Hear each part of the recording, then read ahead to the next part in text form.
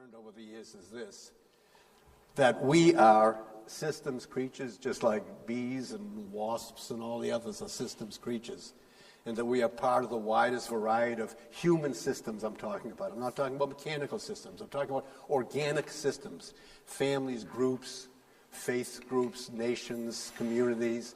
We're members of all of those. And what I have discovered is this, that we tend to be blind to the systems of which we are a part. That there are certain characteristics of systems which influence us in major and minor ways which we don't see. And so long as we are blind to systems, then we are vulnerable to falling into scenarios that are destructive to us personally, to our relationships with one another, and to our effectiveness in organizations. And when we're able to see the systems, when we're able to see the attributes of systems, then that creates for us the possibility of creating more satisfactory, more productive stories for ourselves, our relationships with others, and the systems that we're in. So it's blindness and it's seeing. So when I talk about systems, I'm talking about organic systems, that is collections of people. So I'm talking about what happens with collections of people. What are they like? What are organic systems? So that is us. It's as best as I could do. And here we are interacting. Here we are. This is us on the ground, interacting with one another. Some of our interactions are satisfactory, some are not satisfactory. We are having our feelings about ourselves and others. We're having our beliefs about one another, why you are the way you are. We're having our evaluations. This one is to this, and this one is to that, and not enough that. And so that's that. And what I'm saying is, well, that's life, that is life. There we are. That's life on the ground. I'm saying what we are not seeing is that the systems of which we are a part are patterns of systemic relationships and patterns of systemic processes. But for the most part, we are not seeing that. All we're seeing is you, me, them, and others. And so long as we don't see these, that's when we keep falling into the same old story with a negative story with regard to ourselves and others and so forth. So I'm going to deal with it one at a time. I want to first deal with systemic relationships, what I mean by that. So back here again, here we are, interacting with one another. Now this is what we're not seeing. What we're not seeing is that if we really looked around, we'd see that a whole bunch of people in the system are engaged in these top-bottom interactions. Different kinds of top-bottom. What I mean by that is where top has designated responsibility for something. It could be a meeting, it could be a piece of the organization, it could be the whole organization, it could be the country, the one who has designated responsibility for the country, it could be a project.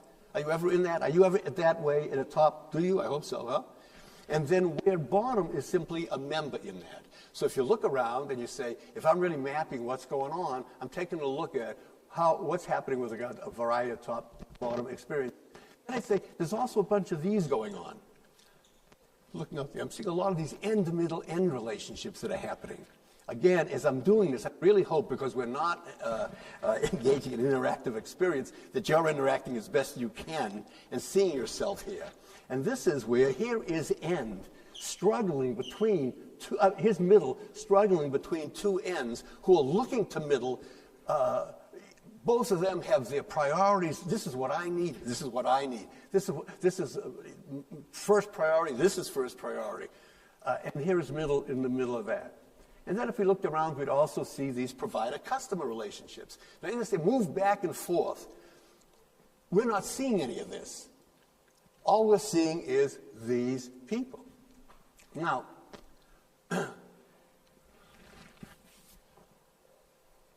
so life in systems, then, is this whole cauldron of shifting relationships, shifting systemic relationships, back and forth, in which we are sometimes top, sometimes bottom, we're sometimes end, we're sometimes middle, we're sometimes provider, we're sometimes customer.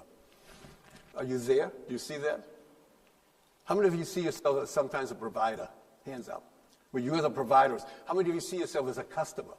receiving of? How many of you see yourself as a middle? Pulled at. How many of you see yourself as an end where you've got a middle and there's another end on the other end? You know, so there's a lot fewer hands go up. It's a lot easier to see ourselves as middle than it is to, you know, see ourselves as end. Okay, so that's the cauldron that's going on. Now, here's what happens with great regularity. When we are blind to those relationships, and it doesn't matter whether we see them or we don't see them, they're there. So when we're blind, we fall into this dance of blind reflex, which is a familiar story, one in which we are diminished personal effectiveness for us, unproductive relationships with others, diminished system contribution. I want to take a look at how this happens. Again, so here we are. That's what the world is like. It feels very, you know, feelings, beliefs. So, when we are in a top-bottom relationship, not always, not every time, but with great regularity, watch what happens without awareness or choice. Where does responsibility tend to rest? Reflexively. I'm not asking you to be a good person. I'm saying reflexively in that relationship. Where does responsibility tend to rest? You're pointing, right? So now, notice what happens. Here's the scenario. So now, top is responsible, bottom not responsible. Nobody made any decisions. That's just how it's experienced. Now, let's say top really runs an absolutely great project, runs great meetings, runs a great country, no problem. Everybody's happy, right? And when things fall apart, what do we got? So notice what's going on.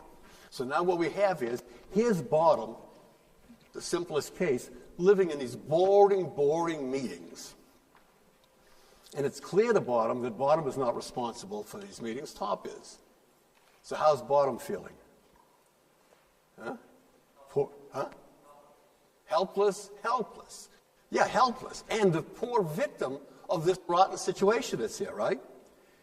So now we have this oppressed bottom who's upset, angry, let down. Now, you can connect, you can say a meeting, it could also be the country as well, right? Country's going well, everything's happening nice, now it's not going so well. Who's responsible? Not me, that's the citizen, right? It's the top. And now how is top feeling? Because top is a situation, and it's clear to top that I'm responsible for this. Burdened, right. Oh, God, I know I should be doing better, and I'm not doing better, and I'm letting them all down, and all of that. Okay, let's move on. Again, on the ground, it's just people interact with one another. Looking closely, what do we see? And the middle end. Now, I've always been fascinated with the middle because it has something very special. So now, where does responsibility rest with middle? In this, that end holds middle responsible. Right? So now what do we got? Both ends not responsible. Hey, middle, I told you what to do. Let's just go do it up. And so how's middle feeling? Pressure. Squeeze. But not only that, but here's the story. Middle is actually feeling responsible for resolving their issues. That's what the whole reflexively thing is. That's the worst of it. If I thought I was making a choice would be one thing. I don't feel any choice. I now just feel responsible for resolving this. And they hold me responsible. Now let's say, that doesn't mean it's too bad. Because, what if you're really a great middle and you just keep cranking it out and making it happen for all of them? That one's happy, that one's happy, that one's happy. No problem, right? And then what happens when you start to flag? So now, what do we got? What are the ends? Wow, why did I end up with this weak, wishy-washy, powerless middle? Is this a human resources problem? Have they selected the wrong people to be middles? I don't get what's happening. And here's middle feeling torn, weak, confused, letting down. When we go into this in enough detail, I see people who regularly see the difference between whether you see this, we'll talk about this, whether you see this as a end-middle-end situation or you see this as something about you. You see, if it's you, if it's something about you, then you're taking this very personally and you're feeling like, boy, me, I'm just a failure. Well, move on. Interacting, here we are on the ground, just people, blah, blah, blah. And then we see, oh no, but some of us are involved in this provide customer. Where does responsibility reflexively lie? Provider, right? So now provider is responsible. Customer not responsible. Fine. You're providers. You're all, a lot of you are your consultants. You're out there. You want to keep providing that high quality service. You're doing the best you can. And you're feeling responsible for providing that. Customer feels, yeah, you're right. You're responsible for providing that. No problem. If you keep doing that, no problem. And when it fails, can you really get into the place of understanding of what this is like? I can never put the right words around it. Think really what this experience is like. You're not seeing this. All you know is you as provider, you as customer, are feeling like you're not getting the product, the service, the quality you want. It's crystal clear to you you're not responsible. They are, right? Put those two things together. What are you feeling like? Betrayed. My stronger word is you are feeling like the righteously screwed customer.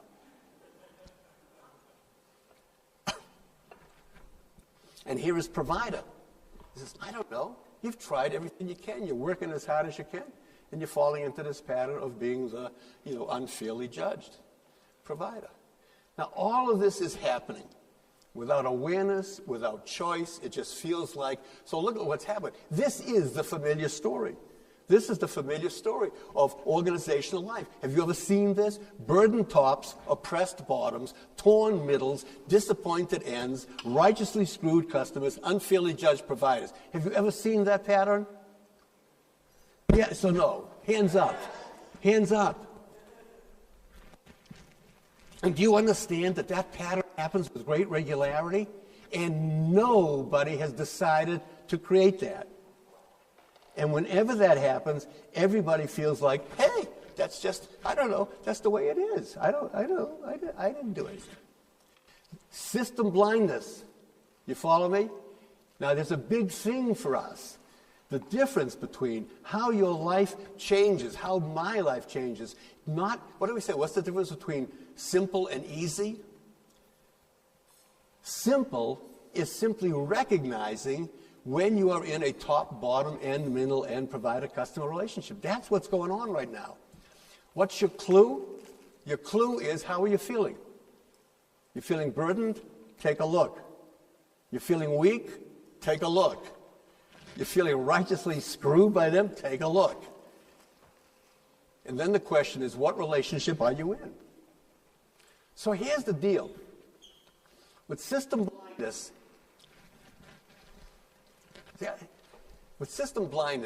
whenever we're into these situations with one another, whatever is going on feels very specific to this situation and to you and to me. It's about you and it's about me. That's it. With system sight, we say, yeah, it's about you and me, but it's not just about you and me.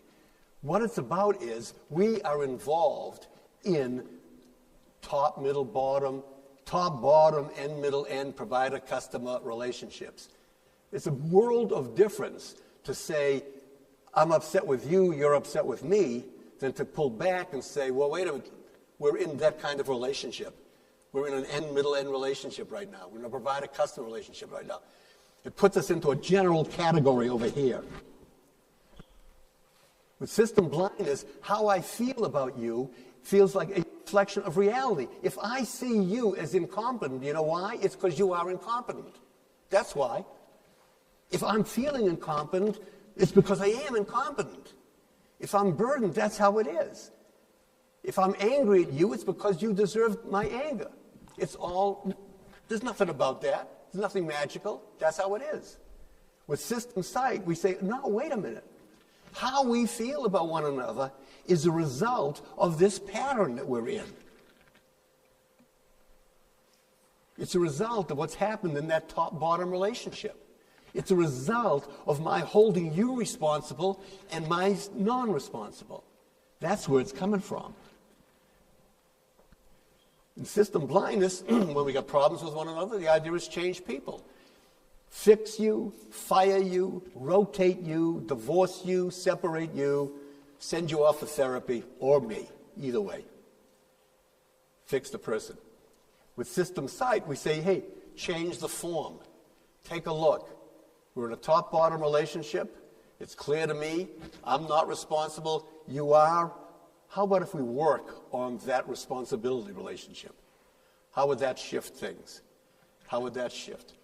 What if I shared responsibility in either place?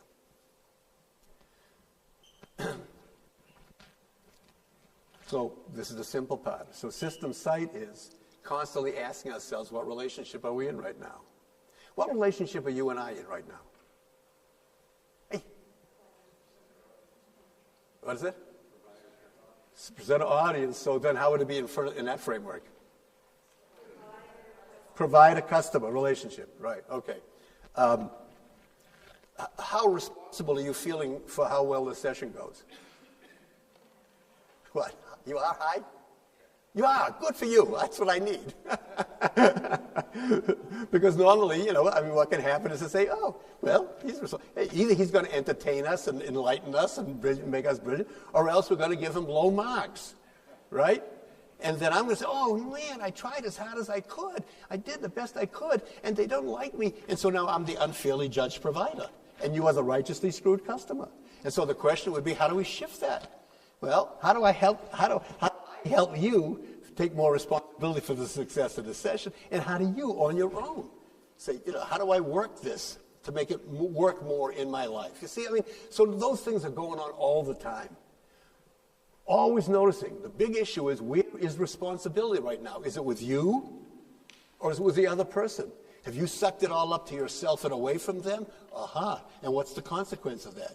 Have you dropped it off and held them responsible? And what's the consequence of that? It's all, we talk about the whole thing is about reflection and awareness. This is the big awareness. A big awareness, I'm sure. Yeah, we're running lousy meetings we've been having, and boy, I hate coming to these meetings, and they are sure boring, and my God. And it's clear to me that boss doesn't know how to run a great meeting, and I'm the poor oppressed bottom, and boy, he sure is terrible up there. What's my image of what would a good meeting be? And then I get the epiphany which says, gee, I wonder if it has to do with where responsibility for the success of this meeting lies. Am I just holding him or her totally responsible and I'm not? And then what's my strategy for shifting responsibility? And this whole notion of resistance that we talked about earlier on. I should be able to just get back a bit, bigger. When you look at these things, the reason why I like this kind of imagery is that those are energy relationships. The longer we've been in a given provider-customer relationship, the more locked into that relationship we are. And so if I, as customer, decide to change this relationship, what should I expect on the other side? What should I expect? Should we? A reaction. Yeah. What's the reaction going to be like? Are they going to just go dance with me? Oh, absolutely. Yeah. Probably not. So that's the point. It's like that's what we call this the dance. What you need to do here is that you want to shift the dance. Say we've been dancing the rumba and I want to go into the waltz. And I suddenly go into the waltz and you've been doing the rumba. What should I expect from you? Find another partner. That could be one thing you do. Insist on continuing with the rumba. That would be another thing to do. And the other is to say, let's create a new dance. And so that's what we always face in these situations.